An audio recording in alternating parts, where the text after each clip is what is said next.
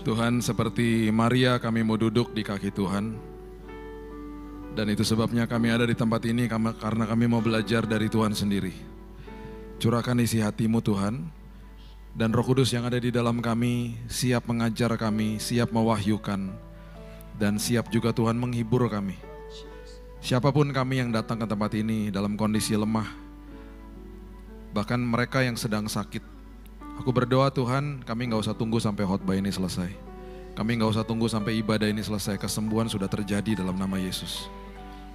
Bagi kami yang sedang mendoakan keluarga kami atau teman kami yang ada di rumah yang gak bisa hadir saat ini, yang sedang sakit, kami semua secara korporat berdoa Tuhan, kesembuhan terjadi bagi mereka. Pemulihan juga terjadi bagi setiap orang-orang yang datang dengan hati yang berat. Dan bahkan mereka merasa Tuhan mungkin hari ini banyak pintu yang tertutup. Tapi kami mau sadarkan diri kami Tuhan, bahwa Tuhan punya rencana yang indah bagi kami. Kami hanya membutuhkan satu pintu yang Tuhan bukakan, dan di situ kami merasakan terobosan yang luar biasa. Karena Tuhan yang tahu, karena Tuhan yang sudah siapkan. Terima kasih Bapa yang baik. Kami sambut firman-Mu, dan kami percaya firman-Mu memerdekakan kami. Dalam nama Yesus kami berdoa, kita sama-sama katakan amin, amin, amin, amin, amin, amin. Silakan duduk. Shalom semua. Oke. Kita buka sama-sama Ulangan pasal yang ke-31 ayatnya yang ke-8. Ini adalah ayat kalau Bapak Ibu mau belajar tentang kemahahadiran Tuhan, ini ayatnya. Karena ayat ini memberitahu kepada kita bahwa Dia ada di masa depan, Dia ada bersama dengan kita hari ini. Ulangan 31 ayat 8 mengatakan begini, sebab Tuhan, Dia sendiri akan berjalan di depanmu. He has gone before you. Dia ada di depan saya, Dia ada di hari esok saya. Dan yang satu sisi lagi, Dia sendiri akan menyertai engkau. Berarti Dia ada bersama saya hari ini. Dia tidak akan membiarkan engkau, Dia tidak akan meninggalkan engkau. Janganlah takut dan janganlah patah hati. Ayat ini harusnya memberikan kita penghiburan bahwa Tuhan sudah ada di hari esok kita. Besok hari Senin, kita punya rencana, tapi kita belum ada di sana. Tuhan sudah ada di sana. Dia sudah siapkan yang terbaik buat Bapak, Ibu, dan saya. Berarti Tuhan menembus waktu. Kalau Tuhan menembus waktu, berarti Dia selalu punya kuasa untuk memerintahkan apa saja yang ada di depan kita, untuk dipertemukan sama kita, baik itu orang, baik itu kesempatan, untuk membawa hidup kita terus naik dan tidak turun. Itu Tuhan. Nah, banyak sekali jawaban-jawaban doa yang kita terima mungkin hari ini, mungkin kita kaget dan mungkin kita kecewa. Kecewa itu normal secara manusia. Ya, kok dapatnya ini? Ketika kita merasa begitu, ingatkan diri kita bahwa jawaban yang Tuhan berikan selalu ujungnya membawa kebaikan bagi kita. Kalau kita tidak melatih diri kita seperti begitu dan kita gampang kecewa sama Tuhan dan kita kecewa sama jawabannya, normal. Jangan kecewa sama Tuhannya. Itu keinginan kita nggak dapat sesuai keinginan. Ya kok begitu, no problem. Jangan kecewa sama Tuhan. Orang yang kecewa sama Tuhan adalah orang yang sedang memberitahu bahwa saya ikut Tuhan yang maha tahu, sayanya sok tahu. Karena kita nggak tahu apa-apa. Dan apa yang Tuhan sudah rancangkan pasti akan mendatangkan kebaikan bagi kita. Itu selalu camkan dalam diri kita. Karena kita nih nggak tahu apa-apa loh. Kita hanya terbatas dengan apa yang kita bisa lihat pakai mata jasmani kita. Ingatkan diri kita tentang hal itu. Dan kita hanya sementara di sini. Hidup manusia 70 kalau kuat 80 tahun. Ajari aku menghitung hari-hariku sedemikian supaya aku bertindak bijaksana. Di 1 Timotius dikatakan, saya datang ke muka bumi ini, saya hadir di muka bumi tidak bawa sesuatu apa, saya keluar dari muka bumi ini tidak bawa apa-apa. Jadi kehidupan yang sementara ini semuanya adalah transisi, peralihan masuk ke dalam kekekalan yang luar biasa bersama Tuhan. Jadi belajar yuk kita isi dengan ucapan syukur, karena di dalam ucapan syukur kelegaan terjadi. Dan itu latihan tiap hari. Makanya kalau mau itu berhasil, hidup kita mau konsisten, berarti harus makannya juga makan yang sehat. Tubuh ini kalau dikasih makanan yang gak sehat, tinggal tunggu waktu aja. Saya punya teman yang minum soda setiap hari, dari pagi sampai malam. Umurnya 30, setelah 3 tahun cuci darah. Setelah cuci darah, meninggal 1,5 tahun setelah itu. Ya, jadi apa yang kita masukkan ke dalam tubuh menentukan tubuh kita sehat atau tidak. Ya, sama juga dengan roh sama jiwa kita. Kita masukin sama sosmed setiap hari, yang keluar pasti sosmed, yang keluarnya sampah pasti. Input menentukan output. Jadi roh sama jiwa juga butuh makan. Makanan yang paling sehat buat roh sama jiwa kita, gak ada yang lain kecuali firman. Alkitab mengatakan begini, firman itu yang membentuk bumi yang tadinya tidak ada jadi ada. Makanya Alkitab mengatakan firman itu menopang hidupnya manusia. Dan kalau kita anggap enteng itu, kita bilang, udahlah ntar aja di gereja, ntar juga dengar sama-sama. Enggak. Kalau kita nggak melatih diri kita untuk kasih makan roh sama jiwa kita tinggal tunggu ada sebuah tekanan, keluar aslinya dan kita akan terkaget-kaget. Kita loh terkaget-kaget. Kok aku gitu ya? Kok aku ngomong gitu ya? Kok aku bertindak gitu ya? Kaget kita. Karena kita tanpa kita sadar yang kita masukin sampah gitu. Ketika ditekan, keluarnya sampah. Sponge, masukin ke air, ditekan, keluarnya air.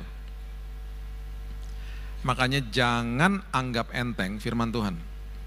Saya dedikasikan diri saya sejak tahun 2020, dedikasi setiap hari untuk menulis renungan harian. Karena saya ditegur Tuhan tahun 2020, habis saya tegur jemaat kayak begini, ditegur Tuhan 2020. Sebelum COVID itu, Tuhan bilang gini, kamu negorin jemaat suruh baca firman, sekarang kamu siapin firmannya. Jadi saya langsung di dalam doa saya kayak kamu jadi chefnya lah gitu. Kamu yang siapin semua bahan-bahannya, kamu sodorin jadi makanan rohani tiap pagi. Tuhan, ini tiap hari loh Tuhan. Jadi saya nulis tiap hari. Hari-hari yang berat tuh kayak begini nih. Dari pagi udah khotbah di sini, 5 kali. Habis ini saya ke hotel, masih ada ibadah Zoom. Habis itu saya harus tulis renungan harian sebelum saya tidur. Karena nggak bisa besok pagi, besoknya udah harus dinikmati makanannya. Jadi saya harus nulis.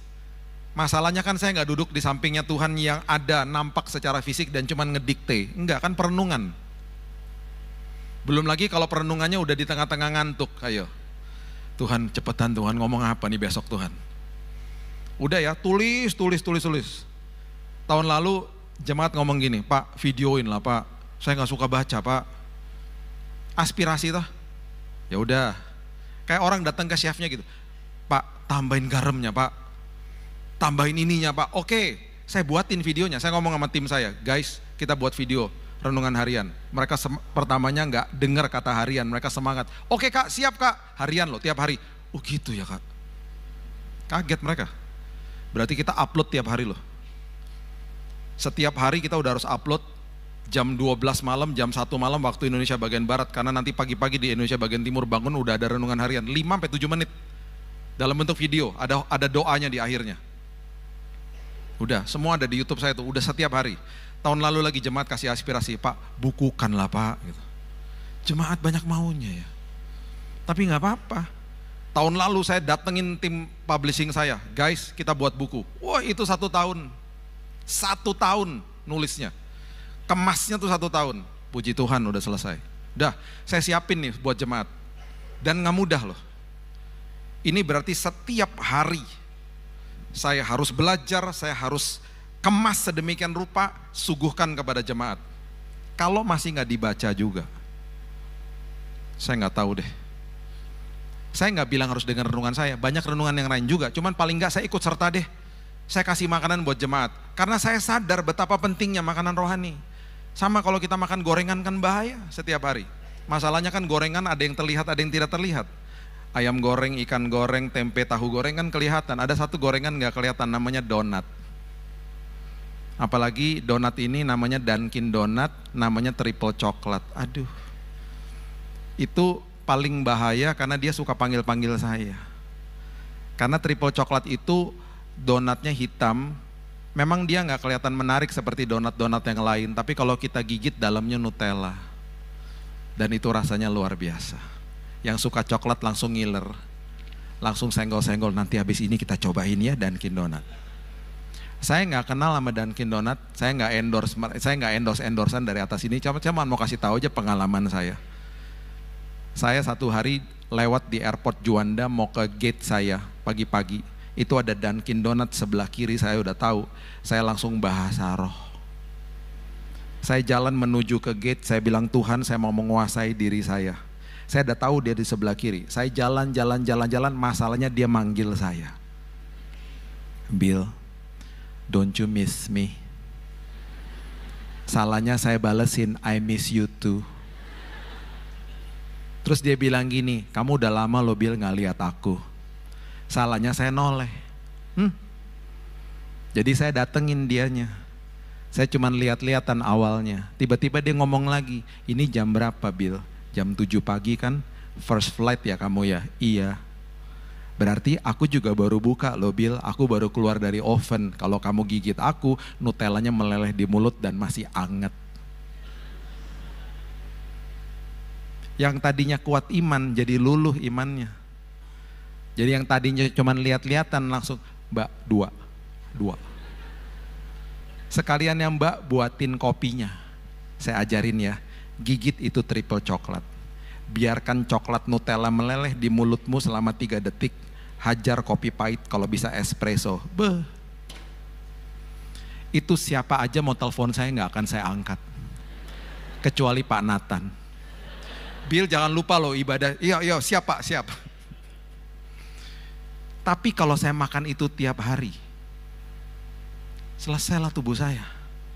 Penasaran ya sama Dunkin Donut. Jangan beliin saya Dunkin loh. Saya pernah khotbah begini dikasih Dunkin 2 box habis itu. Pak katanya suka ya Pak, ini Dunkin Donut penuh sama triple coklat dalamnya. Saya bilang Bu, kalau saya makan semuanya cepat ketemu Yesus nanti Bu. Udahlah Bu, saya masih banyak tugas. Coba ya, kita kasih makan diri kita roh sama jiwa sama yang gak bener. Kasih sampah dunia, input menentukan output. Akhirnya kita nggak paham penyertaan Tuhan itu seperti apa indahnya. Makanya banyak orang Kristen kejar-kejar jawaban doa.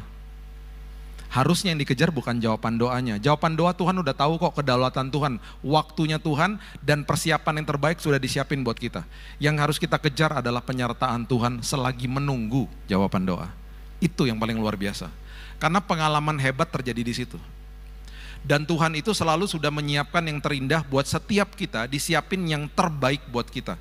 Ya, 1 Raja-Raja pasal yang ke-17, coba lihat. 1 Raja-Raja pasalnya yang ke-17, dimulai dari ayat yang pertama. Ya, saya bacakan.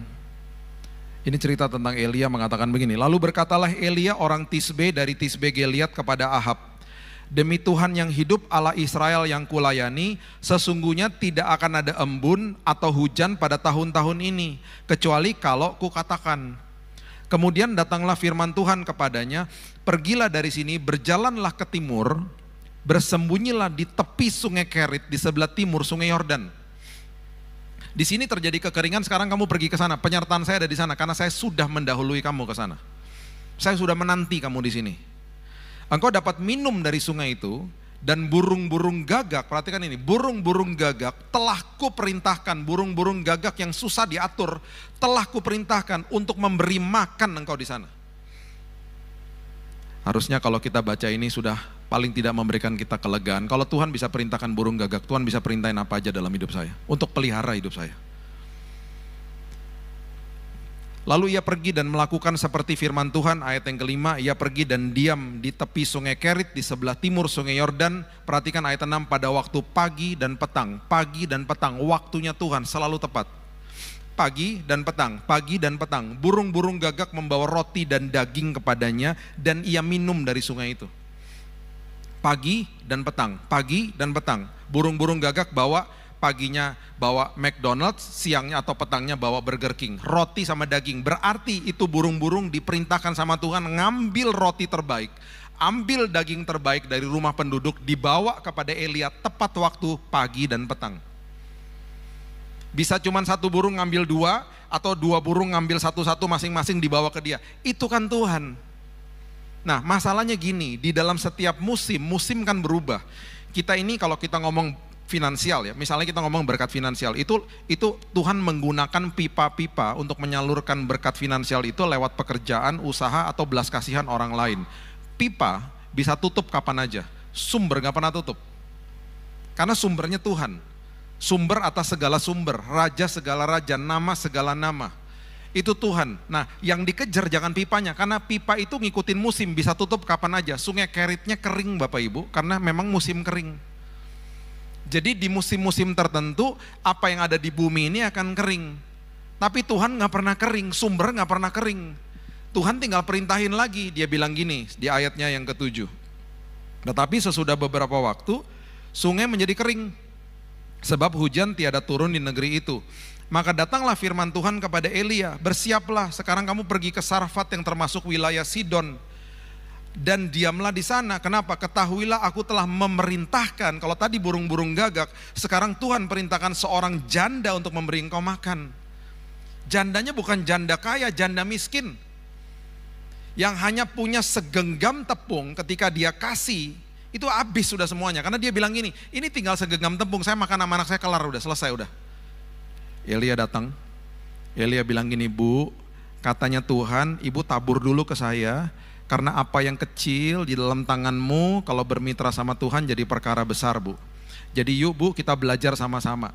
Saya dipelihara Tuhan, Tuhan memerintahkan ibu, ibu juga akan dapat mujizat Tuhan, mujizat terjadi. Seringkali Tuhan bisa perintahin apa aja yang aneh-aneh. Dan seringkali Tuhan juga bisa perintahkan kita untuk membantu di orang-orang lain, di sekitar kita bahkan, dalam kondisi yang sangat terbatas. Yang sangat terbatas. Justru di situ kita belajar bahwa apapun yang kecil di tangan saya, kalau bermitra sama Tuhan jadi perkara besar. Tongkat di tangan Musa gak ada artinya. Bermitra sama Tuhan lautan kebelah. 5 roti dan 2 ikan gak ada artinya. Bermitra sama Tuhan ribuan orang makan, 5.000 pria loh.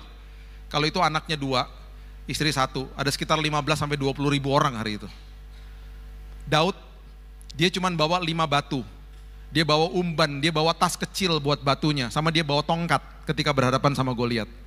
Dia seorang bocah yang lagi bawa roti sama keju ke lembah Tarbantin untuk kakak-kakaknya. Dia nggak tahu dia bangun pagi hari itu dia akan berhadapan sama Goliat. Dia lagi bawa roti. Dia disuruh berhadapan sama Goliat karena ada sebuah kalimat yang dia ucapkan di lembah Tarbantin. Dengan beraninya dia katakan, siapa makhluk ini yang tidak bersunat? Karena saat itu orang yang tidak bersunat adalah orang yang tidak memiliki penyertaan Tuhan. Dia bilang, saya, kamu punya penyertaan Tuhan, kita bangsa yang disunat.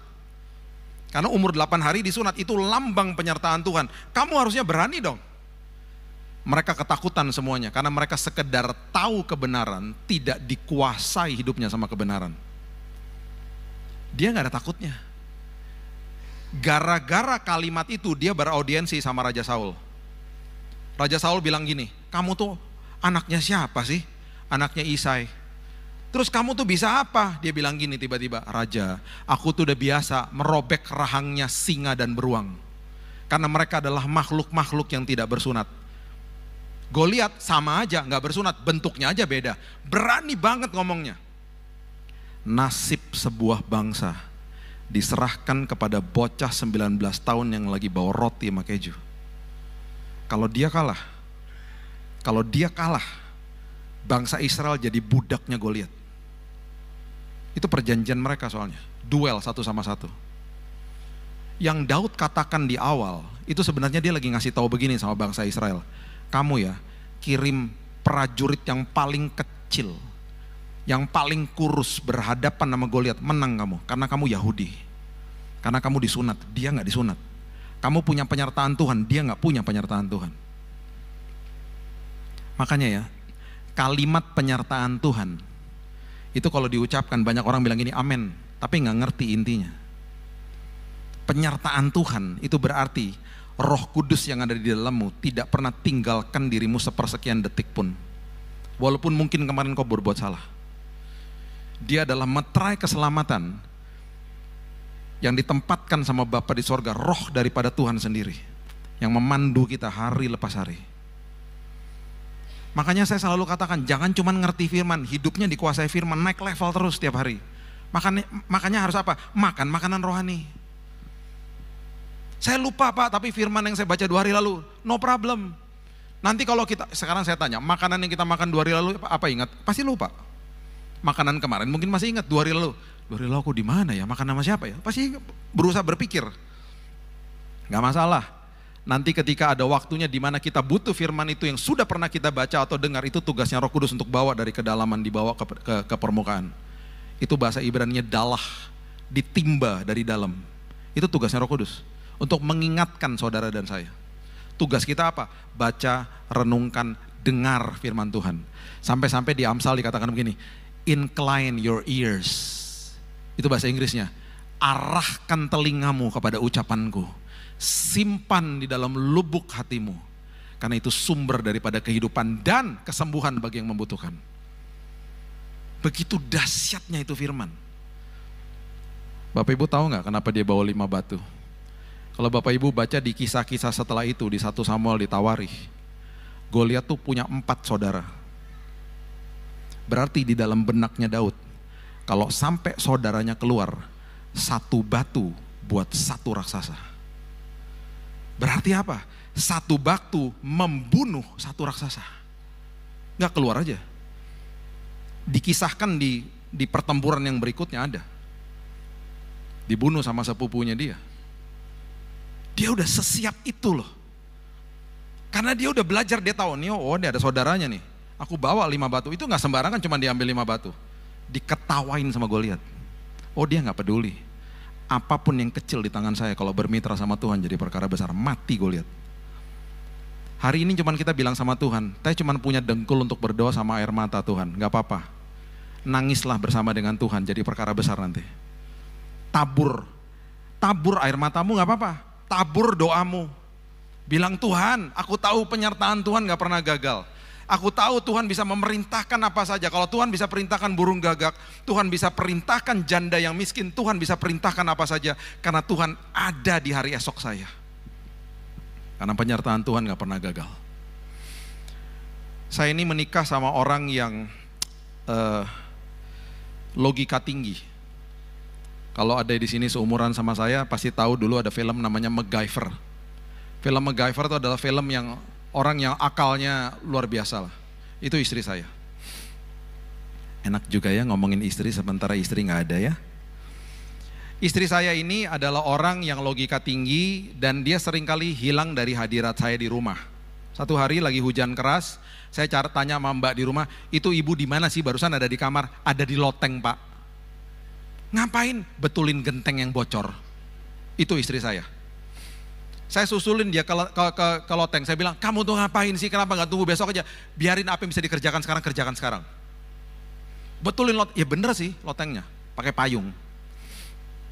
Besok-besoknya lagi ngilang lagi. Ibu di mana sih? Di garasi pak. Lagi bongkar kipas angin. Kipas angin di rumah tuh yang berdiri, yang lagi rusak kipas angin. Dibongkar sama dia. Terus saya bilang, itu ntar masangnya gimana? Tenang, ada YouTube. Kepasang, betul kepasang habis itu sama dia. Dan nyala loh Bapak Ibu. Nyala, walaupun cuma sehari, besoknya rusak lagi. Tapi sempat nyala. Berarti kan dia pandai, betul gak? Nyala loh. Pas udah rusak lagi baru panggil tukang. Tapi sempat nyala. Ininya nih, otaknya memang logika tinggi. Jadi apa? Gak punya dimensi iman. Di tahun 2018 dia bilang sama saya begini, kamu tuh kan ada asuransi Bill, itu asuransi kamu tuh udah gak bagus polisnya, aku bukain yang baru ya. Oke, saya ngikut aja. Terus dia bilang gini, yang lama tutup aja lah gitu. Terus saya bilang, loh yang baru kan ada masa tunggu loh, 90 hari. Kalau kamu tutup yang lama, aku gak punya proteksi loh. Proteksi asuransi maksudnya, bukan proteksi dari Tuhan ya, proteksi asuransinya. Aku gak punya proteksi loh asuransinya. Kalau ada apa-apa, udahlah kamu pasti gak ada apa-apa, kamu kan sehat. Nah ngomongnya gitu, memang saya sehat.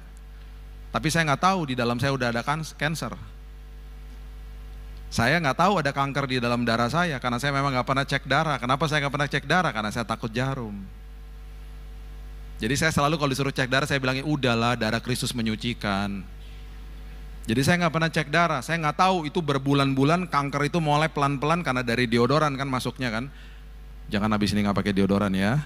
Itu saya. Pelan-pelan dia masuk ke dalam darah saya, bercampur dengan bersamanya waktu istri saya tutup asuransi yang lama, dia buka asuransi yang baru dengan keyakinan bahwa Billy tidak akan sakit karena memang saya nggak pernah sakit. Asuransi dibuka, masa tunggu 90 hari toh. Tanggal 10 Desember 2018, saya gubrak di kamar mandi, pingsan. Darah saya habis. Dilarikan ke rumah sakit toh. Berarti rekam medis dihitung dari hari itu. Dan kalau dilihat di polis asuransi itu hari ke-74. 76, sorry. Berarti apa? Ada asuransi tapi tidak di cover. Karena masih ada di masa tunggu 90 hari. Jadi waktu dia nangis sama Tuhan, dia berdoa, dia tangisannya, dan saya dengar tangisannya. Dia ngomong gini, Tuhan, kalau sampai Billy harus sakit kenapa gak 14 hari lagi Tuhan. Ya jangan gitu juga doanya. Kalau doa ya supaya gak sakit sekalian, ini kok 14 hari lagi. Karena udah frustasi. Kenapa Tuhan 14 hari lagi ke cover loh Tuhan? Udah sampai mukul-mukul lantai. Tuhan biarkan terjadi supaya Tuhan mau gagalkan semua logikanya dia. Gak punya dimensi iman dia, gak ada dimensi imannya. Singkat cerita ya, saya dilarikan ke Singapura karena dia kerjanya evakuasi medis. Dengan jalurnya dia, saya akhirnya dimasukkan ke SGH, Singapore General Hospital, rumah sakit umum yang saat itu tidak terima pasien Indonesia, tapi saya bisa masuk, sekarang udah terima. Karena harganya murah, punya pemerintah soalnya. Jadi saya bisa masuk ke sana, harganya agak miring sedikit lah. Nah tetap aja ujung-ujungnya kan mahal, tetap aja nggak ada asuransinya gitu, asuransi nggak cover. Jadi masuk, Bapak Ibu sudah tahu perjalanan iman saya disembuhkan Tuhan, setelah 2,5 bulan kita rawatan lanjutan mau di Jakarta. Sebelum pulang deg-degan, karena mau tanya tagihan. Di hari kita mau nanya tagihan, sebelum mau tanya tagihan di besok harinya, itu kita perjamuan kudus sampai 3 kali karena deg-degan.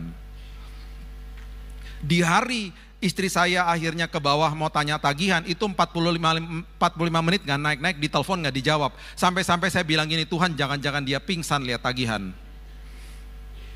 Dan waktu 45 menit sudah berlangsung, dia masuk ke kamar, saya gak pernah lihat istri saya panik. Karena kan logika tinggi, semuanya udah tenang, pasti bisa, pasti, semua gitu.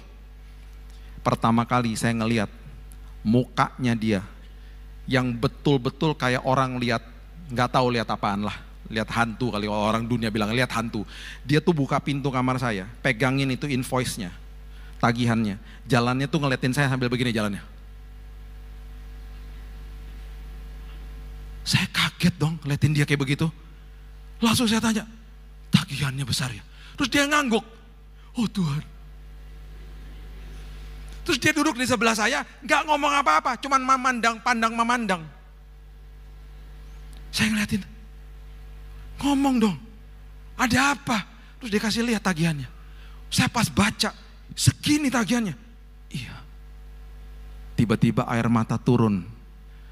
Waduh, saya udah makin deg-degan.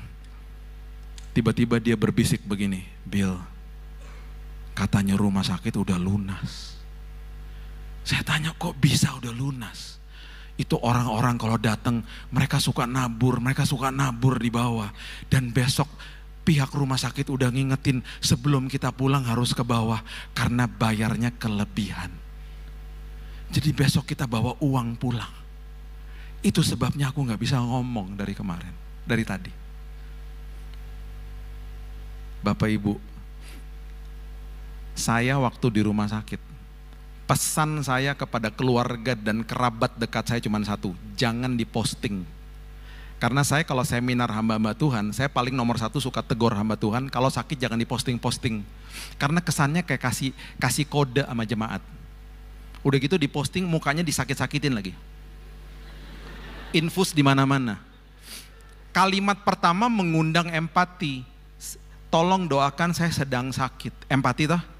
Kalimat keduanya eksploitasi. Jika Anda digerakkan Tuhan.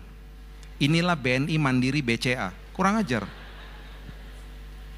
Makanya saya nggak mau posting-posting. Kesannya kasih kode dalam posisi saya. Saya nggak bilang, guys jangan diposting-posting loh.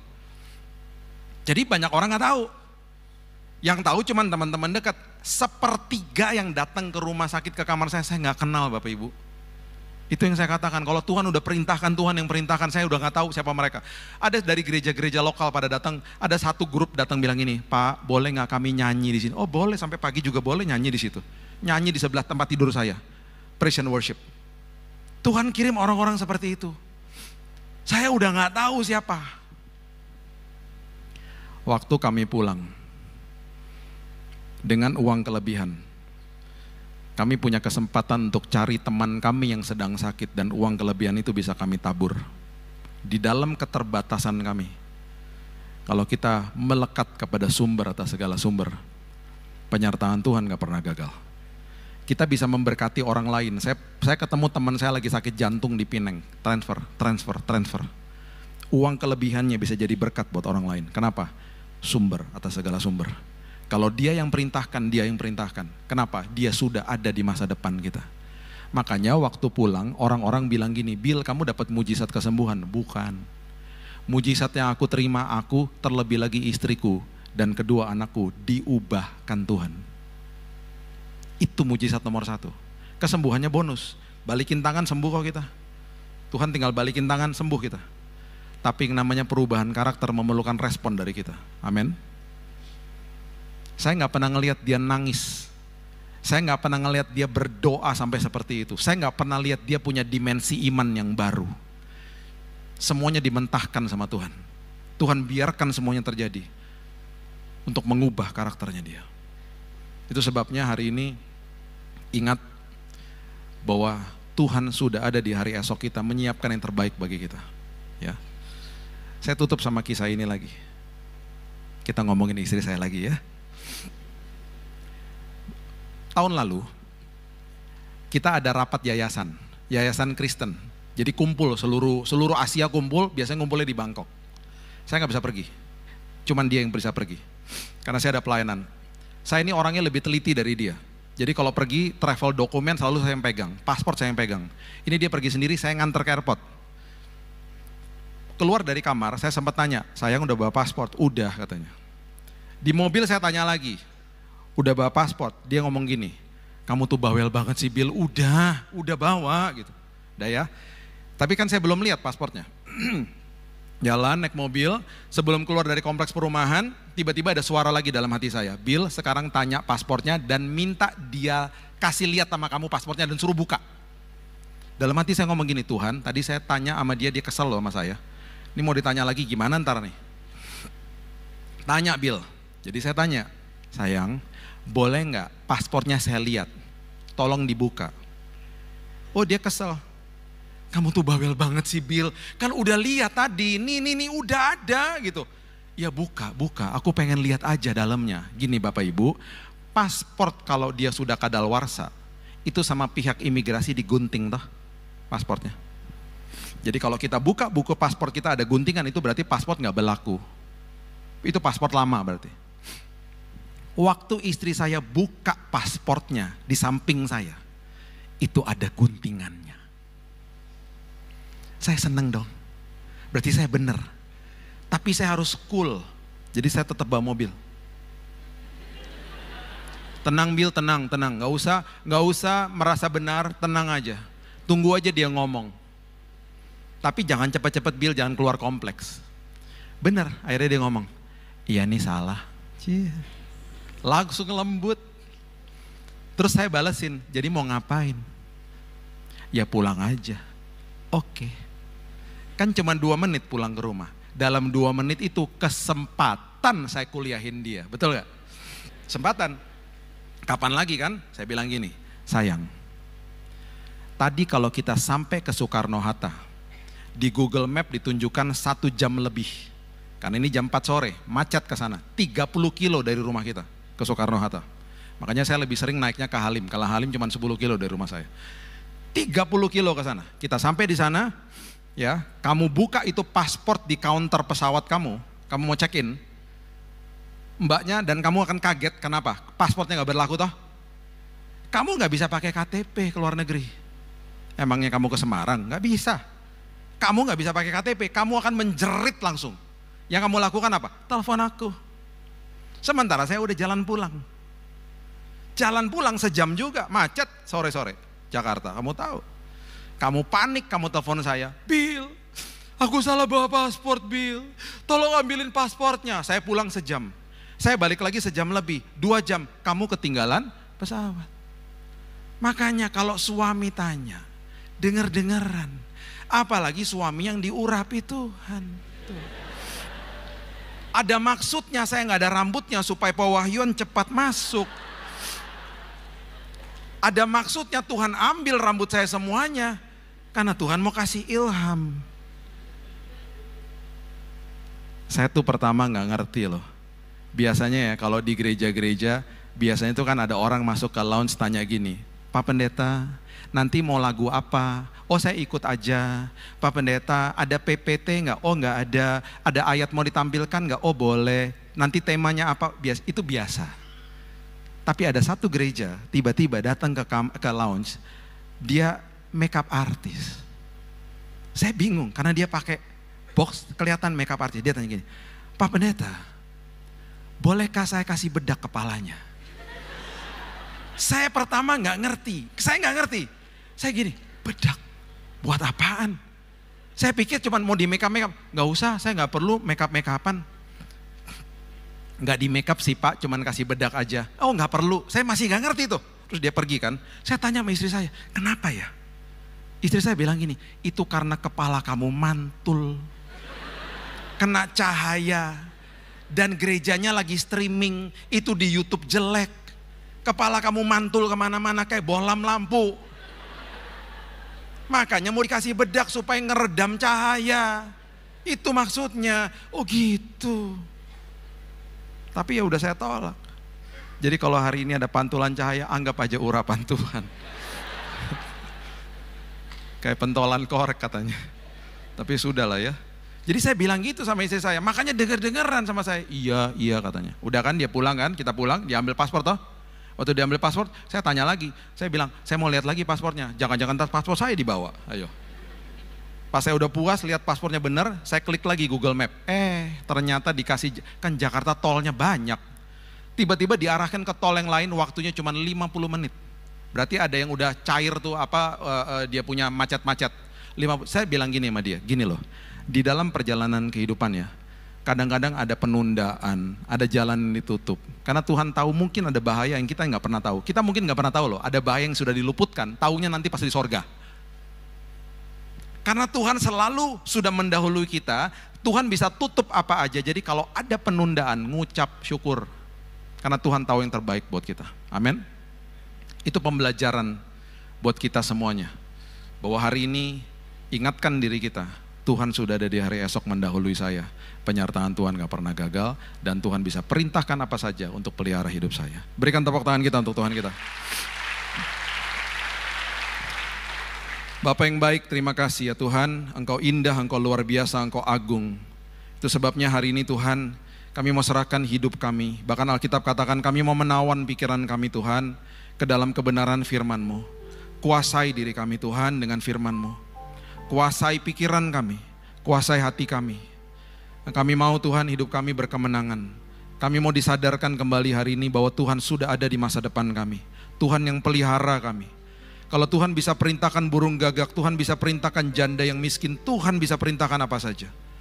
Di hari esok kami ada hal-hal perkara indah sudah menanti bagi kami. Kalau hari ini kami sedang lihat hal-hal yang tidak enak, ajari kami supaya kami senantiasa mengucap syukur aja Tuhan. Karena semua rancangan Tuhan pasti datangkan kebaikan bagi kami. Engkau maha tahu, Engkau maha kuasa, Engkau maha hadir Tuhan. Itu sebabnya hari ini kami serahkan hidup kami dalam tangan Tuhan. Kami berserah bukan artinya kami menyerah Tuhan. Kami berserah kepada Tuhan. Dan kami percaya perjalanan kami, perjalanan iman kami bersama dengan Yesus akan membuahkan banyak kesaksian. Bapa yang baik, meteraikan firman ini, karena kami juga sudah dimeteraikan sama Roh Kudus. Hanya di dalam nama Tuhan Yesus kami sudah berdoa dan mengucap syukur. Kita sama-sama katakan, amin. Tuhan berkati.